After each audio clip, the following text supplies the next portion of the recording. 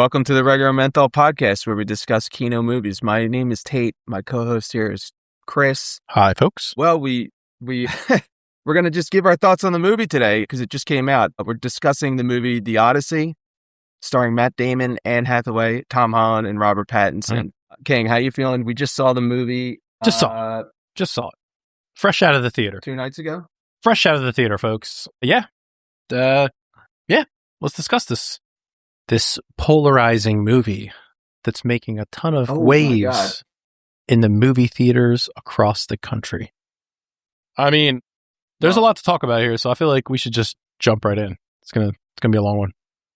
What do you think?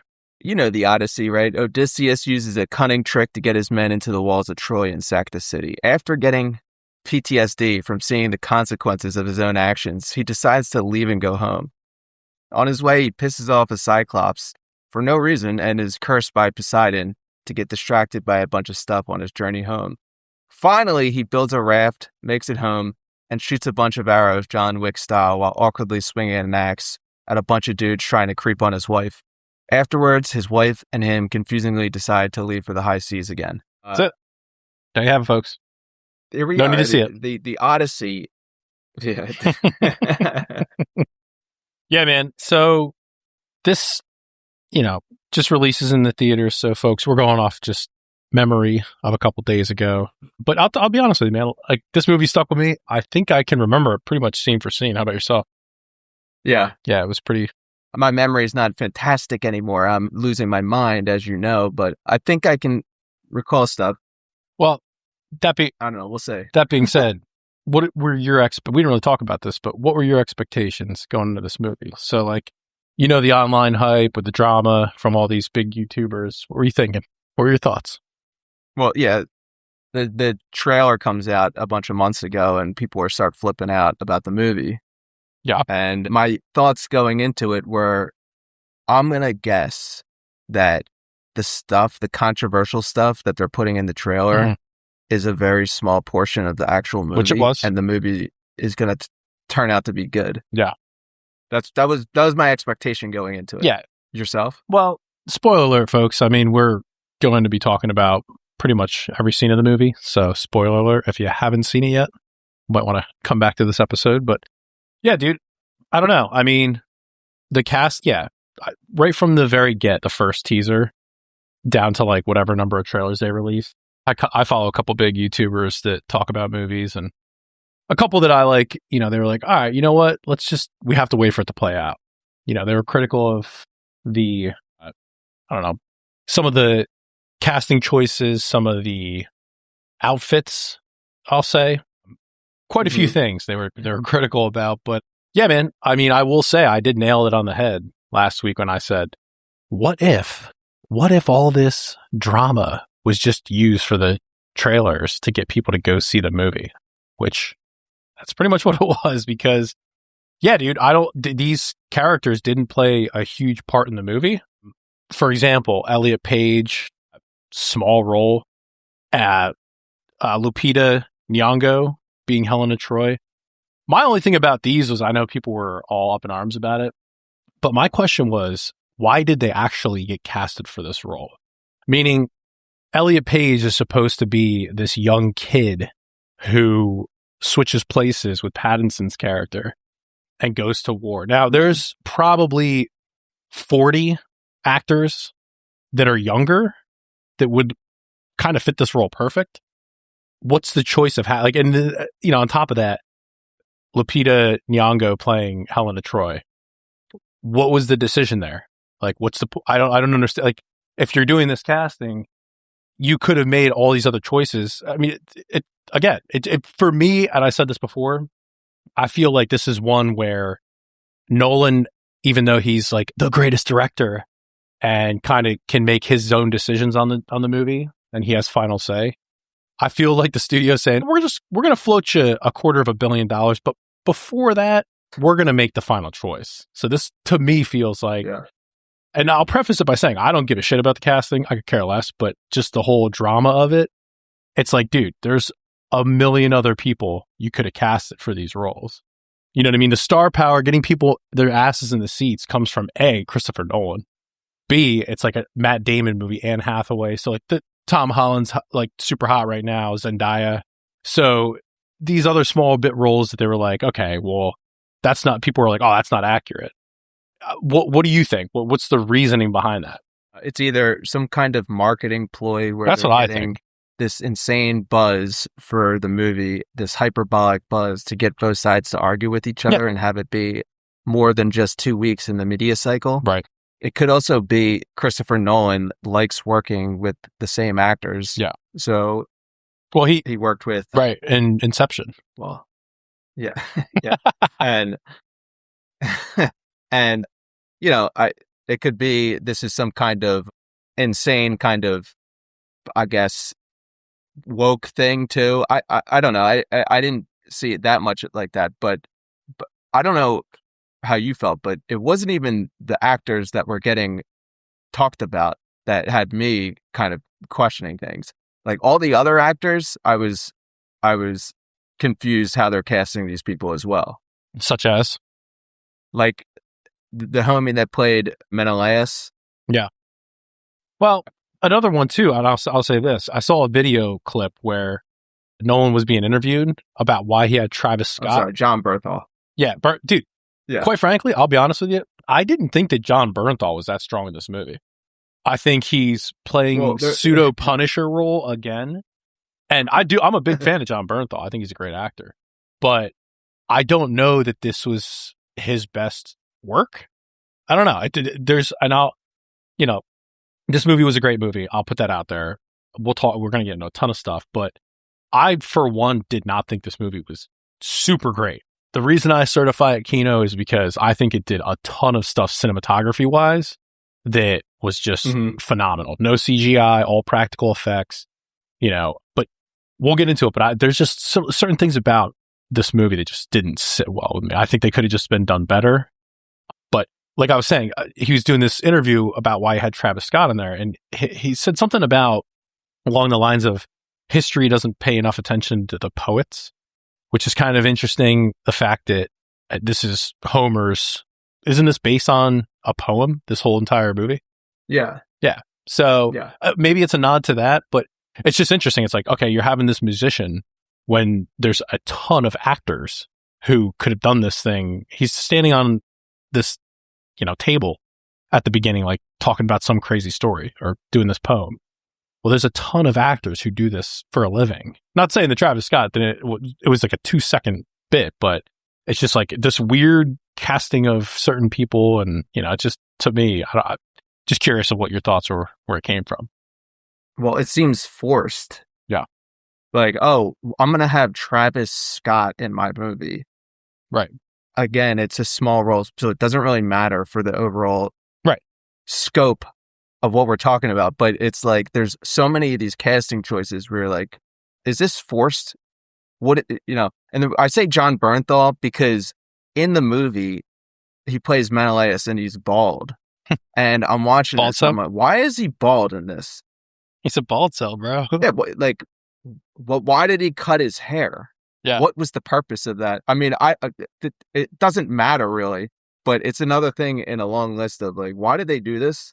Yeah, and that's the thing. It's we're going to get into that, and it's going to probably sound a lot of this episode will be critiquing, at least for me. But I will preface it by saying I really did like the movie, but naturally I just critique things, and I'm the good, the bad, and the ugly. And for what it's worth, these are my thoughts on it. But first time watching this movie, I mean, obviously, 2 days ago. Well, yeah, that's true. But I also, in high school, whatever version it was, but we read the Odyssey out of like a textbook. Yeah. And then we watched the Armand Assante made-for-TV movie in class and, compared and contrasted the story with the movie and everything. Yeah. So I'm well-versed in what's going on in the Odyssey. Yeah. I'm Odyssey pilled. Yeah, I mean, for sure. I definitely remember that movie. But I'm actually a fan of, if you remember this one, the 1963 Jason and the Argonauts movie. Yeah. This movie, I think, rules. And every time it was on TV when I was growing up, I'm like, oh, this is awesome, dude. This is like sick. And for 1963, you have to admit, like, it looks wonky now when you watch it again. But some of the stuff they were doing to get like those giants, like the Cyclops and like the giant Poseidon, I guess. Regardless, I think they did some really cool shots. I just really love that movie. The skeletons that they had in the movie, I thought were really cool. So again, mind you, it's 1963. So I was always a fan of that movie. But I know which Odyssey you're talking about. Literally the main character in this movie. Quite a few to choose from. And don't say Elliot Page. I'm siding with the giants with the silver armor on that. I feel like got only a couple minutes of screen time. It's in the trailer where they're just walking up to these giant people in the woods with this silver. I'm like, yes, these guys rule. I'm one of these guys, 100%. Dude, forget the rest of the movie, dude. Let me just be one of these giants. What were they supposed to be? Giants? I have no idea, dude. I have no idea what's going on in this part of the movie. What were they? I guess just some kind of like giant creature that is outside of human existence. But they were humans. They got this dope silver armor on and like scimitars. They looked human like, yeah. And they just walk around the woods all day with their armor on? The shifting woods that move around? Just murking people. Like, very powerful. For me, dude, I kind of vibe with Mentor, which is Tom Holland's mentor in the movie, just named Mentor. But yeah, I didn't realize this till after we got out of the movie. We were talking to our buddy Joe, and he's like, yeah, that's the dude from Remember the Titans and Son of Anarchy, Ryan Hurst. And I'm thinking to myself, there's no way that's the same guy. I had to look it up. I mean, mind you, he's got this like long hair, gray beard, scraggly, but his face doesn't look anything like him. I'm like, this dude rules. Like, I like that character a lot. Yeah. Small bit role, but I thought he was cool. So, getting to some of these fun facts here. The Cyclops was depicted by means of a 6 by 6 meter tall animatronic puppet. So, I think this is kind of sick because I thought it moved better than some CGI slop.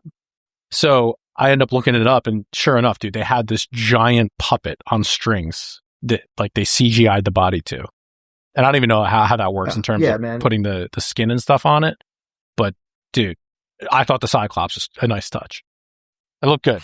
Nolan, he seems like a guy who uses practical effects.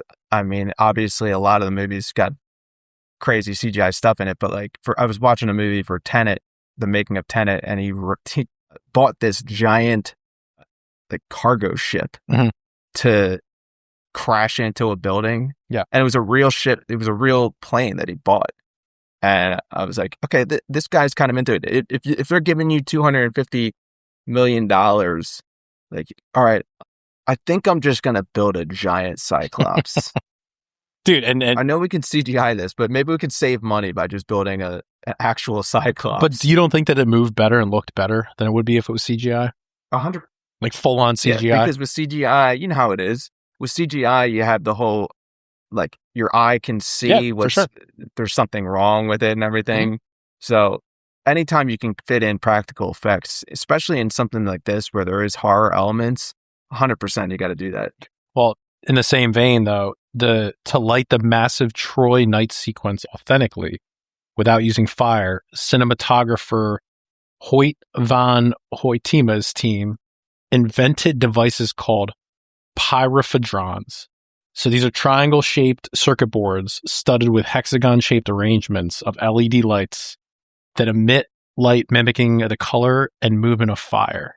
Thousands of these were manufactured and shipped to the set. So, yeah, dude, to your point, it's like, okay, we could mail this in, but this guy's that dedicated to it. He's like, all right, screw this. We're going to make this. Obviously, you can't just have all these fires on set, but it ends up looking really, really nice. And the fact that they were they were that dedicated to literally invent something, pretty badass. Hats off to them. It'd be great if Ambler, Pennsylvania could implement that technology on the streetlights so that I don't have a friggin' sun shining into my window at night. That would be fantastic if they could. Look, they have the technology. Probably too expensive. They can make these LED lights. I mean, dude, the amount of like, is there even night? Does night even exist anymore? I don't even know. Bro. This LED light outside my window. 24 hours of sunlight. Friggin' berserk and cut the whole thing down. Yeah, bro. Just break the light. But the technology exists, ladies and gentlemen. It is fascinating that they get this inventor type dude to just start making stuff up. Well, so all these facts I'm just kind of laying out is just all the cool things that they did because I just think it's so awesome. But Christopher Nolan wanted a distinct musical score for the film and had no orchestra. So composer Ludwig Göransson developed the soundtrack around Greek instruments, bronze gongs, the lyre, and a flute. So this is the shit, man, dude. That's what I'm talking about. So I did a low budget film with our buddy Ryan, who you know, and the guy who he hired to do the score did this exact same thing, bro. He got period piece instruments. Like, I think he built them himself, actually. And exclusivity of these time period instruments for the score and like the music behind it. And I just think this shit's so impressive, man, when these guys do this stuff. Because it just really sounds authentic. I'm kind of with you. Did this score impress you as much as older Christopher Nolan films? Yeah, and I guess this guy recently won a ton of Oscars. Not that I hold much weight in the Oscars. I think they're, kind of political. I think they decide who they want and why. But yeah, dude, I think that there's a couple of the songs that were in there that sounded really cool. Like I kind of had them in my head at the end of the movie. But again, it was also just, the sounds of shit too, man. I mean, not discussing this specifically, but the sound aspect of the movie, dude, it completely insane. It's like blowing out your ears, but just sounded really, really nice. It's funny you bring this up because I was going into the movie as this is kind of like a sub thing I was thinking of down the list of things that I was looking for. This was one of them, was how is the score going to sound? And the reason I bring this up is because I would listen to Christopher Nolan movie scores on YouTube while I'm doing work. Yeah, everybody does that. Do you do that? Like it's like Inception, a popular thing. Interstellar score. Dude, people make up these music videos kind of thing, like hours and hours long, of just like hyper focused at work. So yeah, I always have shit in the background. That's exactly the kind of thing. Yeah, but you could just go to the Interstellar score and just listen to that. Yeah. And this one, I'm not sure if it holds up as well. I could see that. Like I said, there were one or two songs that they played throughout the movie that I thought were really cool. But yeah, I think that now that you mention it, kind of like an afterthought, didn't really pay too much attention to it. Again, I was so locked in on the visuals of this thing, but I think they complemented it pretty well. But it might not be as good, like you're saying, of some of the older stuff. For the maritime sequences, the production used the largest modern Viking longship, the Draken Herald Harfarge, which doubled as an ancient Greek warship that Odysseus' crew commanded. So, how obvious to you was it that this was an actual ship actually sailing through a real ocean? Yeah, it looked that way. Compared to, again, the CGI shit. Yeah, it's hard to tell sometimes because I don't even remember seeing an actual ship going through the ocean. Like, we'd have to go back to Master and Commander, but I guess this was another kind of controversy, was that they're using this Viking ship, and that's not really like the ships that they had. Yeah, I mean, in ancient Greece or whatever. That's the thing too. I mean, that's like a lot of people's arguments was, some of the, like, for example, Achilles' armor. It's like, oh, dude, that's like too modern. It doesn't look like. Sure. Was that a huge factor for me? Not really. I mean, same thing with all the guys in Troy. Their armor looks so modernized with like those little veins running through it. I thought it looked badass. At the end of the day, not a huge factor. I don't think it's like the biggest thing to get these exactly time period accurate. But again, splitting hairs. So let's get into some of these keynote scenes. Got a lot to cover.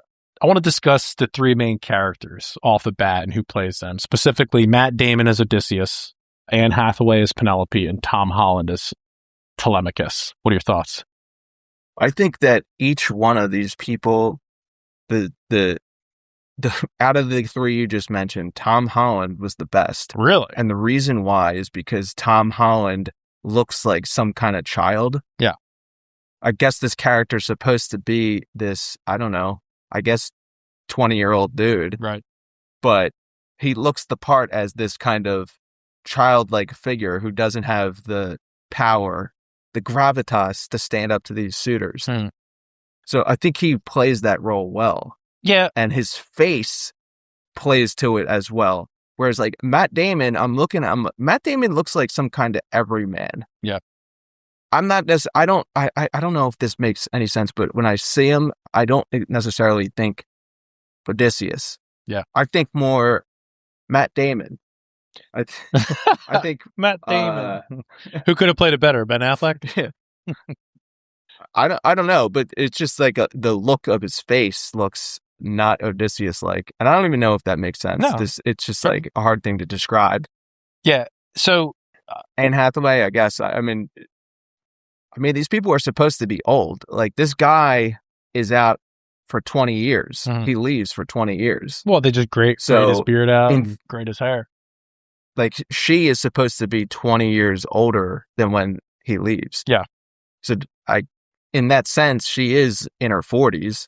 So I guess it makes sense age-wise, but your thoughts on her being Penelope? Well, I think they did the age okay. And like you said, Tom Holland, I'll preface it by saying Tom Holland in a lot of these review bra videos, everyone's giving him shit like, oh, he's the weak link, and everyone else did such a phenomenal job, even the bit roles. But yeah, dude, I thought he was strong.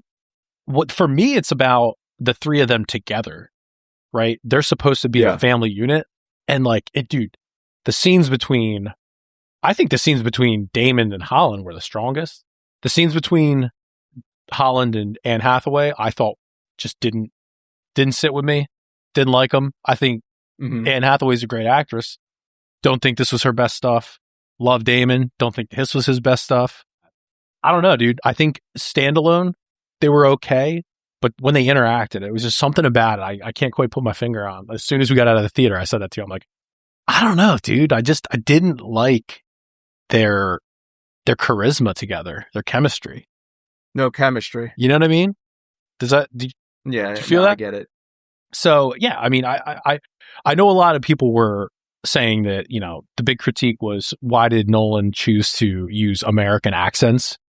And a lot of pushback was specifically on Tom Holland about it. But it's like,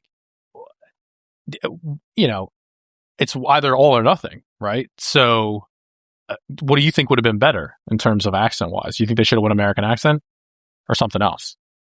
No, like a big critique of mine of this movie is that a lot of it is just this jarring nonsense. Like, there's so many things that take me out of the movie. It's just jarring. And the way they're speaking to each other is also jarring somewhat. Yeah. Where I'm like, what's going on? Like, they're saying fuck or something.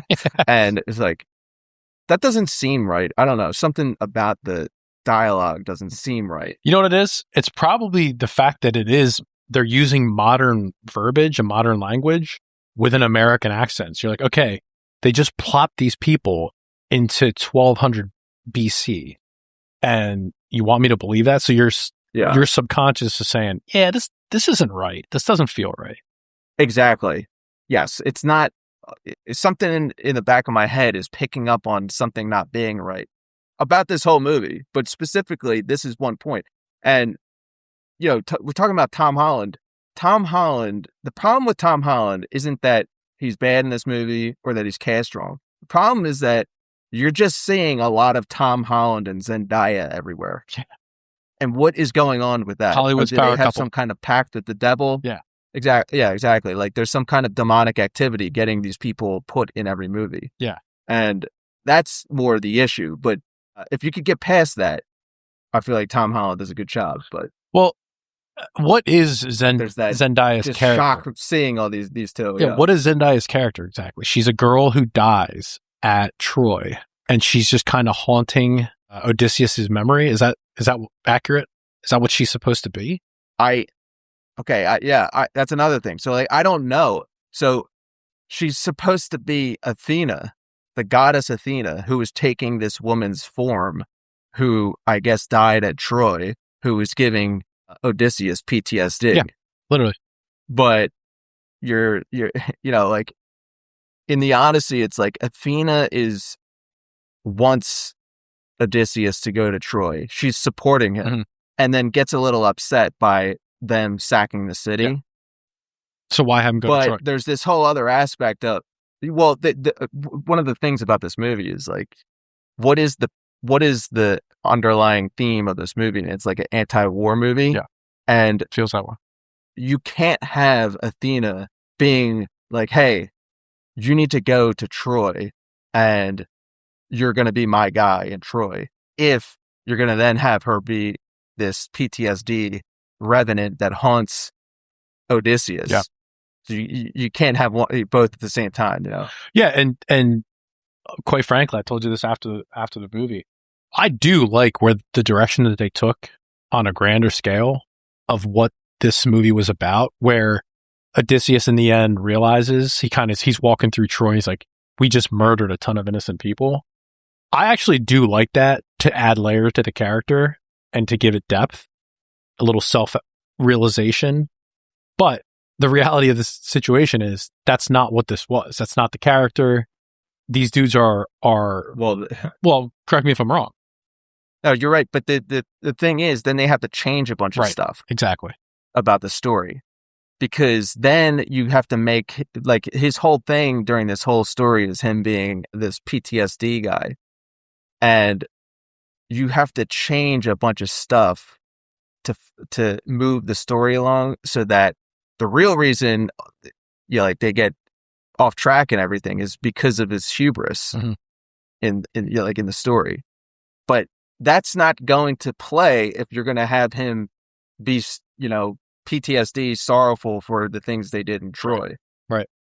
Yeah, it bounces around. And again, dude, I'll say it doesn't have to be historically accurate for me to like it, but to your point, it's got to be consistent. So, and then there's many, many examples, which we'll get into, but then we get introduced to Eumaeus, played by legend actor John Leguizamo. Now, I say this partially sarcastic, but a little bit serious. John Leguizamo, I think he's entertaining to me. I think he's got a couple, I don't know if they're great roles, but Spawn, Chef, you know what I mean? He's just that actor, right?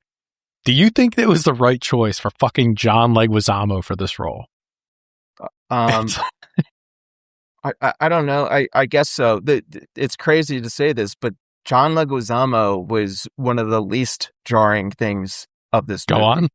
Like but he kind of he's like a blind shepherd that helps Telemachus, and I guess his charisma, his kind of gimmick that he has in acting, where he plays this high energy guy, it leads somewhat to this weird role. Like, he plays a lot of like weird roles, and it leads somewhat to the role he's playing in this. I understand what you're saying, but I was so taken aback by the rest of the cast that this John Leguizamo was pale by comparison. Really? Well, that's, again, my whole thing is consistency. It's like, okay, everyone has this straightforward American accent, Tom Holland, who's British included, but John, you still hear John Leguizamo's regular accent, and it's not straightforward American accent throughout the entire movie. It's like, this is an old guy who grew up on this island, Ithaca, and he sounds different than everyone. Consistency. That's all I'm saying. That's a good point. I feel like, though, at this point, where we're not going for historical accuracy, we're doing something else. It seems like it. And even when you go with, okay, we're going to have American accents, we'll just get John Leguizamo to just jump in there as well and do his own thing. It's like, F it, dude. Like, send it. So, yeah, it's a 3-hour movie. And I think one thing I'll give a lot of credit on is the pacing of it. And they broke it into these nice little segments that they do. And it's like they at the beginning there, they did a really good job hooking the audience with, the most popular encounter first, which was the Cyclops, which I thought was pretty smart. But another thing that confused me here was the Cyclops sequence, right? Because Odysseus in the book gets the Cyclops drunk and then stabs it in the eye. So the Cyclops knows they're there. They have like this whole exchange to the best of my recollection. But Nolan decides the Cyclops, he comes into the cave, and even before, and I said this to you after we got out of the movie, I'm like, even before it gets stabbed in the eye, it somehow doesn't see these guys, right? It feels around and grabs one of the guys or two of the guys and kills them and eats them and just passes out immediately. But I'm thinking to myself, it's got this eye, it can see. There's a fire in the middle of this cave. I'm pretty sure he's going to see these other guys. I didn't understand that. I don't know this for sure, but I think they started changing the story here because think about how Odysseus would get the Cyclops drunk unless he has some kind of discussion with the Cyclops. She's supposed to. Where he's trying to negotiate something with the Cyclops. Right. Or be, I don't know what the right word is, but just not be this kind of stoic dude, but this kind of jovial guy who's trying to be lighthearted with the Cyclops and then get him drunk. And that's fair if you want to make it more, serious. It's characters. Well, they have to take that out because the character of Odysseus that they're changing the character. Yeah. So you kind of have to start here because this is the basis of why they get sent off course. Right. Which is even more, the next point I'm making is like, okay, they actually escape. And this character who's supposed to be the most composed, Odysseus, decides when he sees this helmet fall next to him of one of their fallen comrades, he just shoots the thing. Why? Not known. So it's chasing them down. They're still not out of the woods yet, right? Quite literally. It chases them down to the water and effectively gets, at that point, Poseidon can hear him. And Poseidon immediately curses the rest of the voyage. Now, my point is it just seems dumb because Odysseus is supposed to be the most composed guy. And throughout the rest of the film, you see him saying to his own men, like, okay, why'd you do this?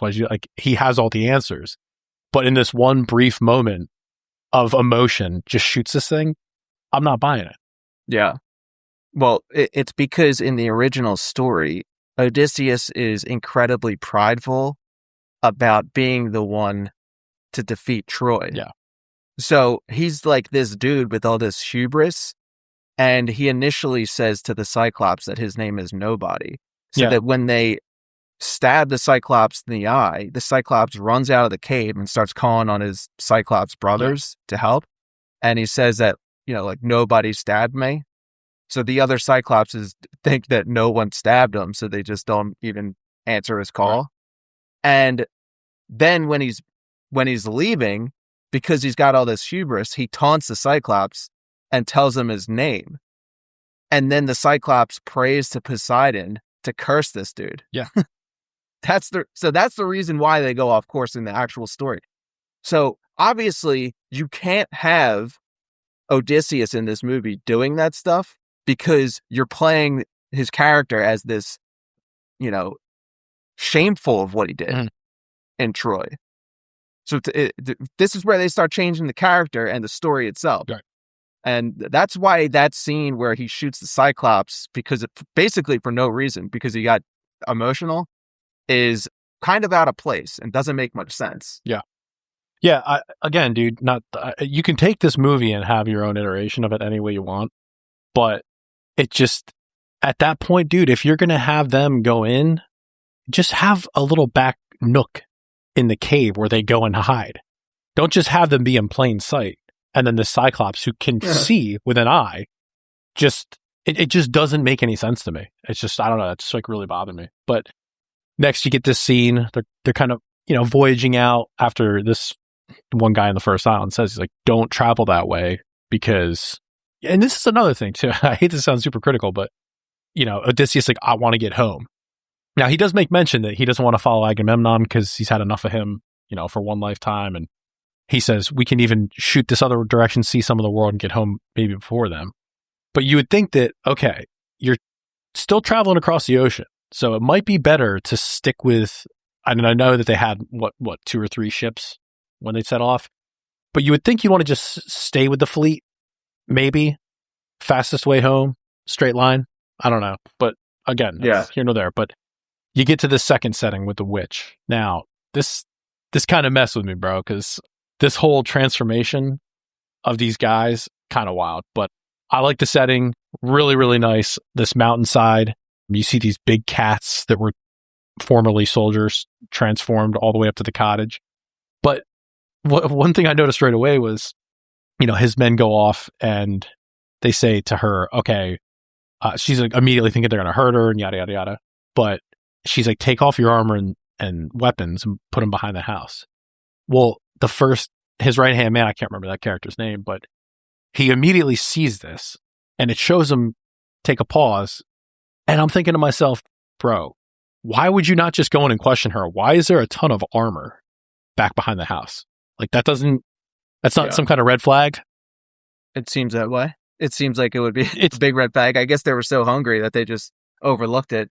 Yeah. Well, either way, I didn't sit well with me. But then, like I was saying, the whole morphing of these guys into pigs was just so wild, dude. And like, respect to Nolan.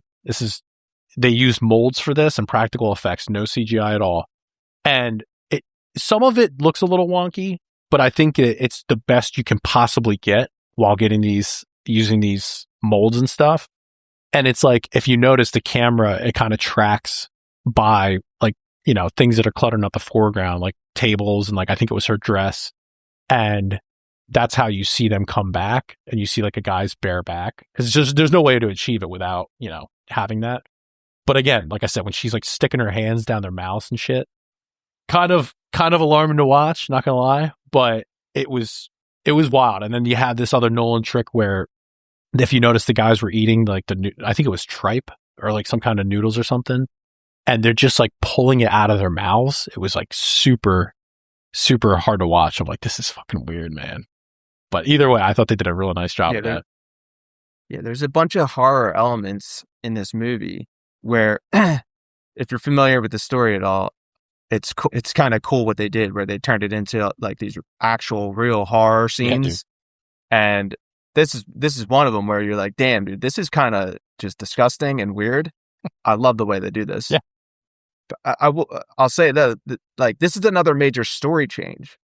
This scene is basically totally different in the original, where Circe is transforming his men into pigs, but Odysseus is saved by Hermes, who gives him this herb to resist her magic.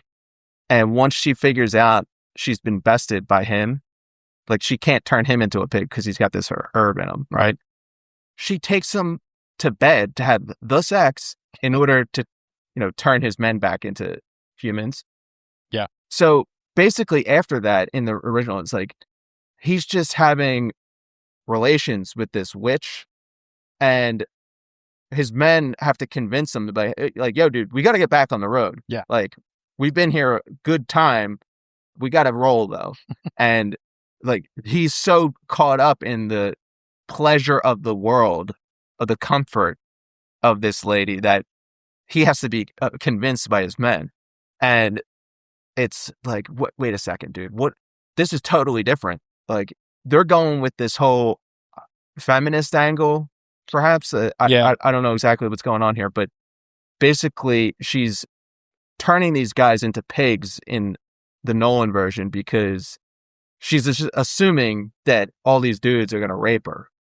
Yeah, so whereas in the original, it's almost the opposite. She is banging this dude to make him stay there. It's true. And it's a whole totally different take on it. And I think I did see something about where that was one of the critiques that people were up in arms about, was Nolan essentially was basing this off of the writing of some feminist book where it was like her take on it.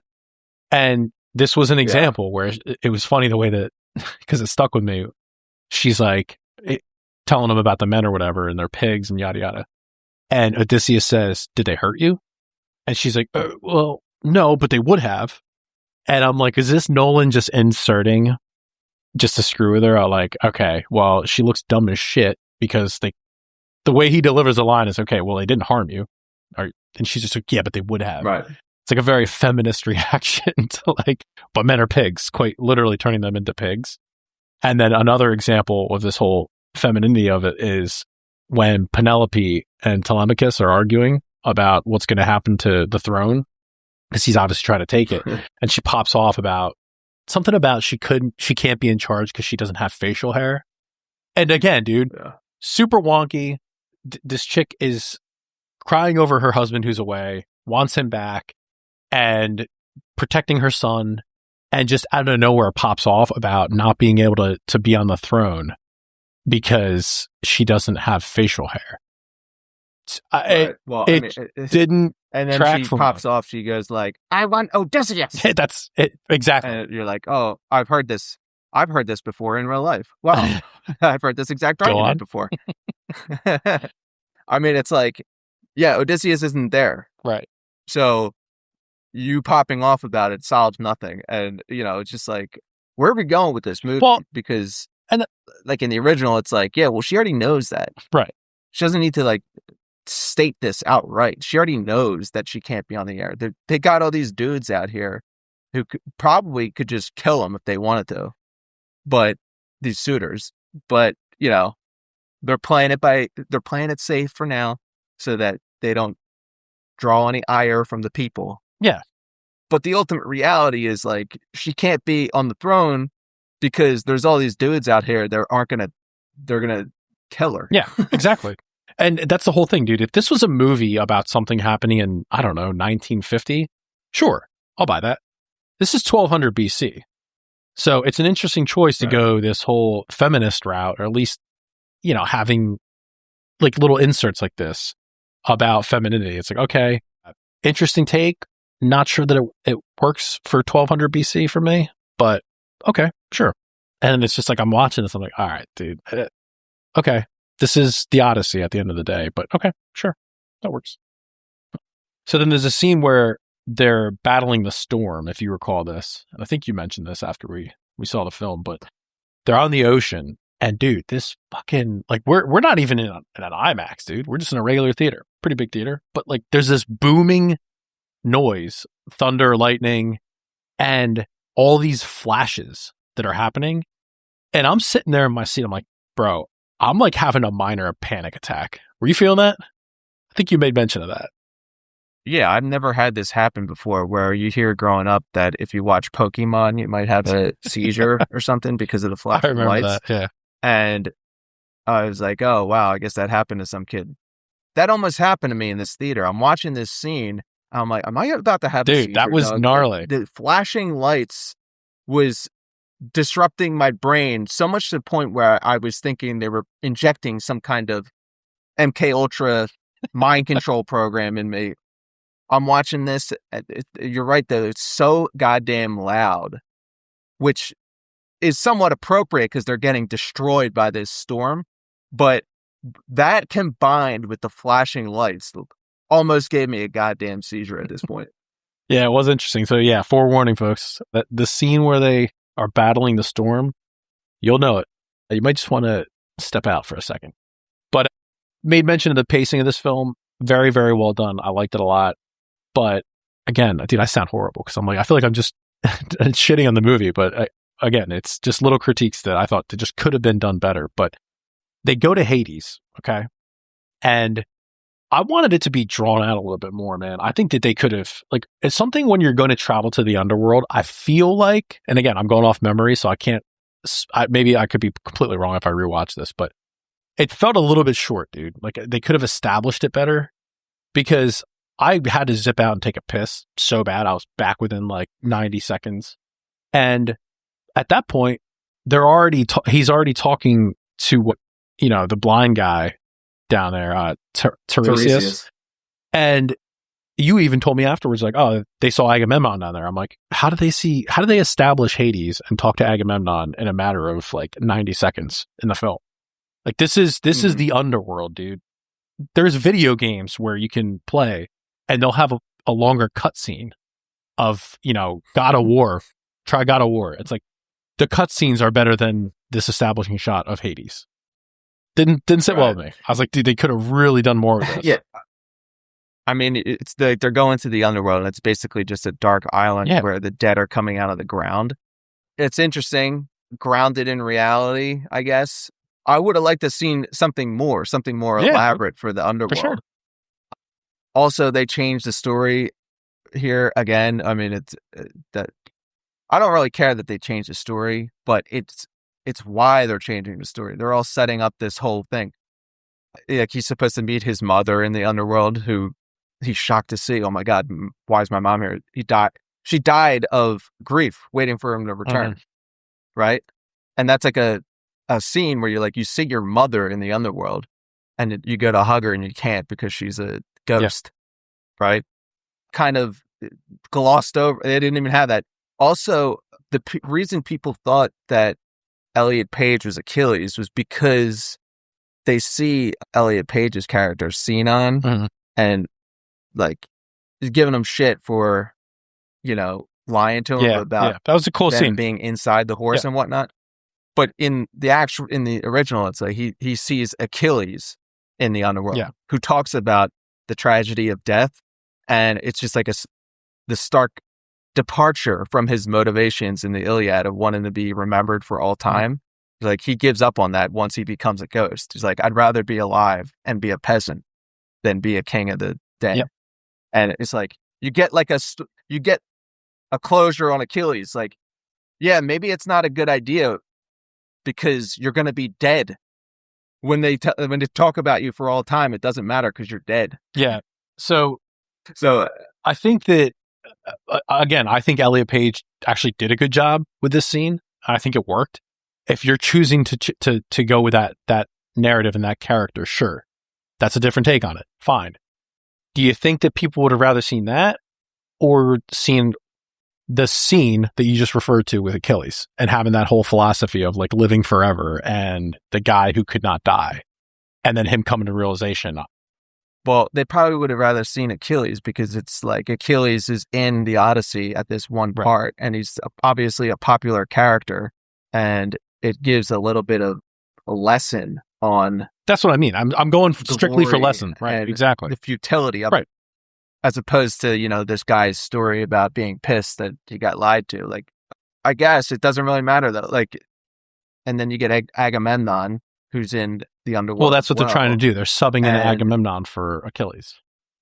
Well, I mean, they that's because that's like a whole other thing. Like, I guess you missed this, but they have like a flashback because they're like, why are you here? And he's like, well, my wife killed me. So by the way, when you go home, maybe look and see if everything's okay before you march in. Get back to me. His wife, but this is like crazy. Like you didn't see this whole part. I missed this 90 seconds. It happened real quick. So Agamemnon's wife is the twin sister of Helen of Troy in this movie. Yeah. Okay. And it's played by the same actress. And she stabs him in the neck as some kind, she's plotting with her lover while he was gone at the Trojan War. And it just like goes by in 30 seconds. And you're like, dude, this is insane.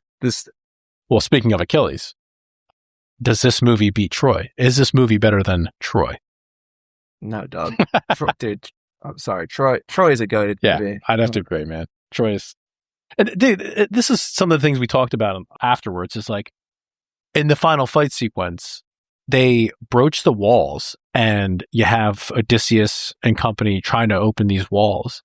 And I'm thinking to myself, are these walls for ants? Like, it's maybe 15 feet high.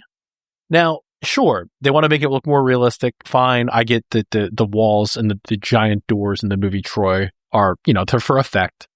But it kind of drives home the point that, hey, the tale of Troy is the walls are impenetrable. You can't broach the walls of Troy. They can hold out for 1,000 years. Well, I don't know, bro. If you remember what the walls looked like in the door, it's like, I could probably just, I could probably high jump over this wall. Take a running start, jump over it. It literally felt like that. I was like, again, underwhelmed by that, but that kind of bothered me. There's one shot in particular where they look at the walls and the walls are not that high. And you're like, it's for like a split second though. And I was like, oh, wait a second. Oh, boop, boop, boop. And I'm like, those are not high walls. Sorry, folks. It looked a little wonky, needless to say. I mean, so this movie is basically, it's flashbacks from Odysseus while he's on Calypso's island. The whole movie, right?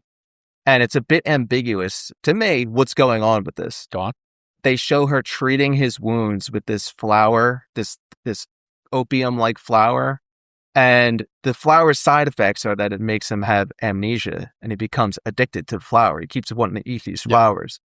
And the reason he stays on the island seems to be due to his own addiction to these flowers. It doesn't seem like Calypso here is actively trying to get him to stay on the island, because she keeps saying, hey, stop eating the plants. Like, I want you to remember. Yeah, right. But here's the thing, like, in the actual story, Calypso basically forces him to stay on the island using charm and seduction. Yeah, that's what I thought. Like, she wants this guy to forget his past life. Just come live on an island with her and become immortal with her and live in comfort the rest of your life. Yeah. And like, he stays on that island because she's basically trapping him in a malicious way. Mm-hmm. And why exactly is there a change in this part of the story? It could be some feminist undertones, making Calypso a sexual deviant, looking to enslave sexually Odysseus. Probably would not track well with the version of the movie. Right. Yeah, and that's what I always thought. Like, she held him captive.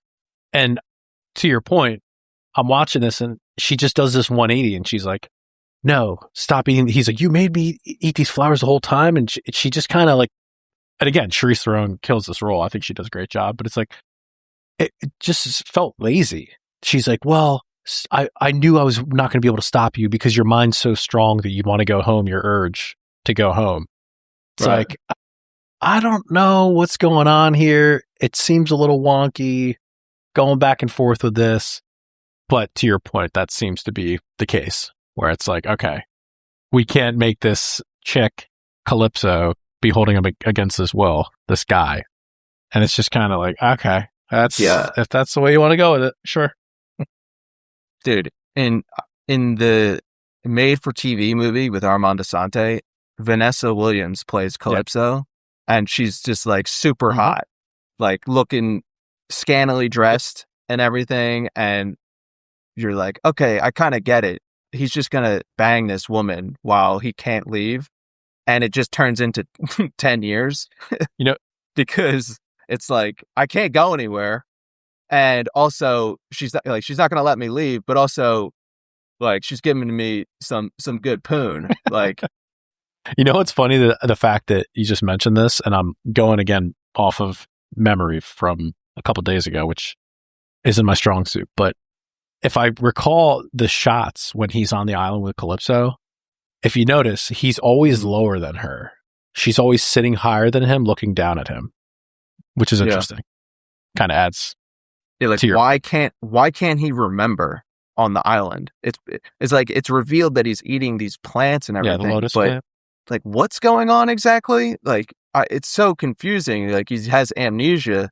I'm like, I don't understand what's going on here exactly, or why this is happening, until you realize, oh, this is a whole movie where they changed the theme in the movie about his hubris to like this anti-war film. And everything. Yeah, and I thought those shots, those scenes on the with Calypso were great.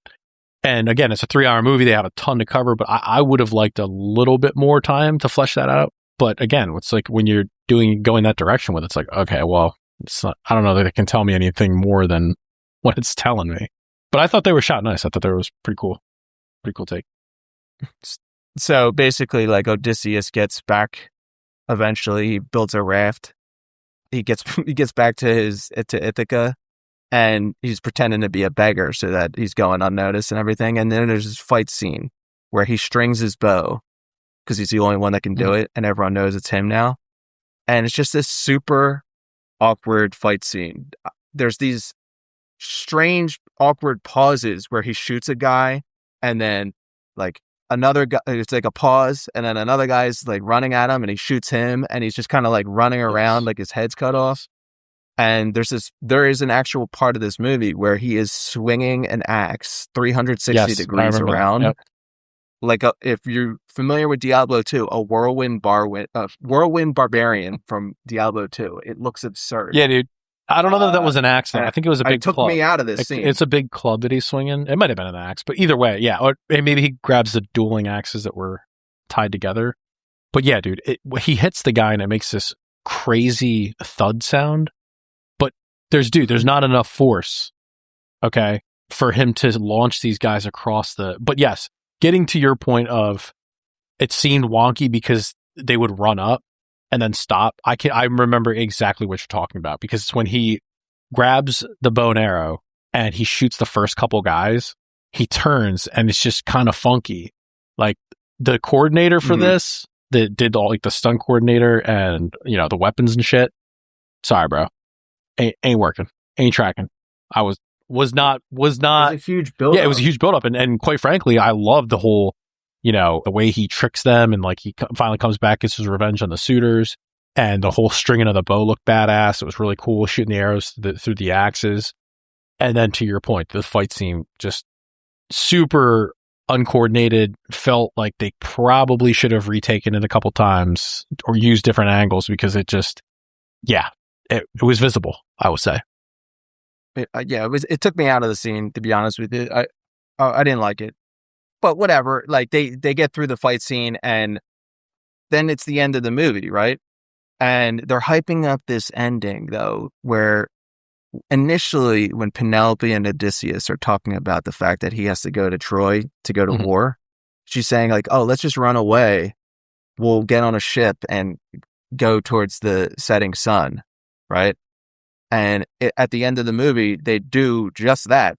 Odysseus and Penelope get on a ship, go out in the open seas, and leave Telemachus in charge, right? Here's the problem with that, okay? The guy just spent 20 years away, 10 of which were on the high seas trying to get home. Yeah. He's doing everything. He's getting destroyed out there on the ocean. As soon as he gets home, him and his wife just go back out to the open seas. Remember you promised me that cruise? Now's that time. You finally made it back. I know you haven't seen your son. It's been 10 years. 17 years or something like that? Yeah, he's now an adult. But I'll tell you what, you can't spend a lot of time to get to know him. You miss out on all those parenting years. I'm going to need you to take me on this cruise that you promised. Yeah. And why, though? What is the explanation that they have? And it's something to do with the sea peoples. You're familiar with the sea peoples, right? Go on. Like, the sea peoples, if you're not familiar, are this group of people that heralded the end of the Bronze Age in history, okay? And who they were these supposedly different groups of people, and they were basically going into civilization from the sea and raiding civilization and causing chaos. And it caused the end of the Bronze Age, supposedly. Okay, so they're hinted at through the movie as this invading force attacking Greece from the sea. Menelaus is talking about it, right? Then it seems like at the end of the movie, Odysseus is saying that they are the sea peoples, meaning the Greeks themselves are the sea peoples, and they have to go out on a ship to escape themselves. And the reason why is because they broke Zeus's law. And what is Zeus's law? Zeus's law is this thing throughout the movie where you treat guest as if he's your own because he could be a god. And they break Zeus's law by sacking Troy. So now the contract, the societal contract has been broken. So there's just chaos all over the place, where there's just people raiding towns, and I guess they have to get away from it. Interesting. It doesn't make any goddamn sense in my mind. Are they? What is going on with this explanation? Tying that to modern era? Dude, yeah. The only way, listen, I don't want to get banned, but like, they think that the sea peoples were Greeks and wound up being basically like modern day Palestinians. No one will have any idea what I'm talking about, except unless you're really schizophrenic into this stuff. But I think I don't know why they would even bring this up, other than it's thought that Odysseus is talking about it in the original, but it's not really clear. In any event, it doesn't matter really. The whole point is this whole thing, this whole sea people thing, in my mind, was completely bonkers and a ridiculous explanation of why they need to go out on the sea at the end of the movie. Doesn't make a lot of sense. Like I mentioned, specifically the fact that he's now home. I guess it's the way to say Telemachus now takes over, but why not just have Odysseus stay and kind of retire and live his life with his family? No. Yeah, I mean, there's a meme online of this being the same ending as The Dark Knight Rises, where Batman leaves. Yeah. With, Nolan can't help himself. Anne Hathaway. Nolan can't help himself, bro. Yeah. Nolan can't help himself, but he's like, I have an ending for the Odysseus in mind, and I don't know how we're going to do it, but we'll figure it out. You ever seen Batman? Let's just start shooting. I'll figure it out. You ever seen Batman? You ever seen Batman, though? Like, let's just do that ending again. That's what the ending's going to be. Yeah. I don't know. It disturbed me. What's your Kino rating, Doug? Let's get down to brass. I'm giving this an 8.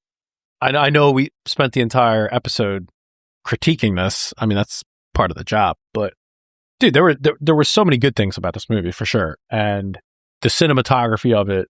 Some of the stuff that I read that he would do, they would have the camera up like 30 feet, 50 feet in the air, and like they had to use these balloons to get the lighting right. I thought just Christopher Nolan-esque stuff that he does. Source materials right up my alley, Greek mythology stuff. So again, cinematography, sound score, great. I think the casting was good. I think the actors were all great. But yeah, it's these little things throughout the movie that we touched on where I would expect, and it's not even about the source material, changing the source material or the storyline. It's the little things of the fight scene where it's like, okay, why not just reshoot that? It looks wonky. There was the famous clip of in one of the trailers where someone takes off their helmet and it looks rubber. Like those are the things that on a $250 million movie, you're probably supposed to catch, but seemingly they didn't. But again, beyond that stuff, yeah, I thought it was, captivating cinematography wise. It definitely kept you in your seat the entire movie. It kept you wanting to see what happens next. And again, like I said, the pacing of it was phenomenal all around. That being said, I think that it's an epic production and it's a solid 8. What do you got? I give this movie a 7, and a lot of this movie, like, I don't know, let's say 90% of this movie is pretty awesome. Yeah, it's fair. There's Kino shots in this movie, like him walking across the desert. Very cool. It's pretty cool. Kino. It's a big $300 million epic blockbuster by Christopher Nolan. It's really good, but I guess there's like 10% of this that I'm like, what is going on here? It's true. Where it takes me out of it. It's hard to look past and doesn't make it like a great. It's hard movie. to look past. Yeah, like it. And I think I mentioned this to you. There's movies where I watch them and I'm like, all right, that was awesome. I will watch that in my head. I will watch that a number of times. And this movie is like, all right, I've seen it. It was a good movie. Yeah. I don't need to watch it again. Yeah, that's a good point, because we were with my brother and our buddy Joe, and both of them were like, dude, that was awesome. And Joe saying like, oh, I'm going to go back tomorrow. I'm like, I don't know, dude. I'll see this down the road when it comes out. I don't know that it's that monumental. And I will tell you, on a side note, our buddy Frankie, friend of the podcast, and he loves every movie and he finds the best in every movie. Well, he texted me this morning, was like, yeah, man, I think you were right. It was epic, but there were certain things that I just didn't like. Wasn't completely wowed by. I was like, wow, coming from you, that's pretty wild. So yeah, again, if you haven't seen it, folks, definitely worth a watch. It is an epic movie, but yeah, definitely go back and watch some of the older stuff too.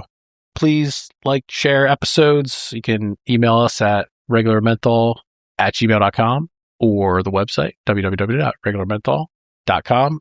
What do we got next week?